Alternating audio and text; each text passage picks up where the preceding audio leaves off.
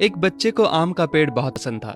जब भी उसे फुर्सत मिलती वो उस पेड़ के पास पहुंच जाता, पेड़ के ऊपर चढ़ता, आम खाता, खेलता और थक जाने पर उसी की छाया में सो जाता।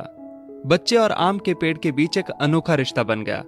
बच्चा जैसे जैसे बड़ा होता गया वैसे वैसे उसने पेड़ के पास आना कम कर दिया। कुछ समय बाद तो आना बिल्कुल ही बंद हो गया। आम का पेड़ उस बालक को याद करके अकेला रोता। एक दिन अचानक पेड़ ने उस बच्चे को अपनी तरफ आते देखा और पास आने पर कहा, तू कहाँ चला गया था? मैं रोज तुम्हें याद किया करता था। चलो आज फिर से दोनों खेलते हैं। बच्चे ने आम के पेड़ से कहा, अब मेरी खेलने की उम्र नहीं है, मुझे पढ़ना है, लेकिन मेरे पास फीस भरने के पैसे नहीं हैं। पेड़ ने कहा, तू मेरे आम लेकर बाजार में बेच दे, इससे जो पैसे मिलेंगे उससे अपनी फीस भर देना। बच्चे ने आम के पेड़ से सारे आम तोड़ लिए और उन सब आमों को लेकर वहां से चला गया। उसके बाद वो फिर कभी दिखाई नहीं दिया। आम का पेड़ हर पल उसकी राह देखता रहता। एक दिन वो फिर आया और कहने लगा, अब मुझे नौकरी मिल गई है, मेरी शादी हो चुकी है, मुझे मेरा अपना घर बनाना है, लेकिन इसके लिए मेरे पास अब पैसे नहीं हैं। आम के पेड़ ने कहा, तू मेरी सभी डालियों को काट कर ले जा, उससे अपना घर बना ले। उस जवान लड़के ने पेड़ की सभी डालियां काट ली और लेकर चला गया। आम के पेड़ के पास अब कुछ नहीं था, वो बिल्कुल बंजर हो गया था, कोई उसे देखता भी नहीं था। पेड़ ने भी अब उम्मीद छोड़ दी थी कि वो लड़का उसके पास फिर आएगा।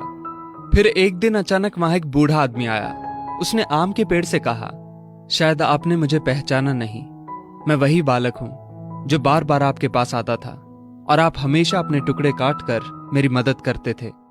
आम के पेड़ ने दुख के साथ कहा, पर बेटा मेरे पास अब ऐसा कुछ भी नहीं जो मैं तुम्हें दे सकूं।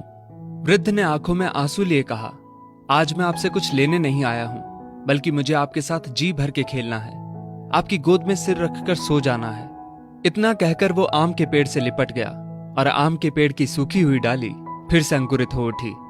दोस्तों, वो आम का पेड़ और कोई नहीं बल्कि हमारे माता पिता हैं। हम जब छोटे थे तो हमें उनके साथ खेलना अच्छा लगता था, लेकिन जैसे जैसे हम बड़े होते चले गए उनसे दूर होते गए। पास भी तब आए जब कोई जरूरत पड़ी या कोई समस्या आन खड़ी हुई। आज कई माँ बाप उस बंजर पेड़ की तरह अपने बच्चों की राह देख रहे हैं, जाकर उनसे लिपटें, उनके गले लग जाएं।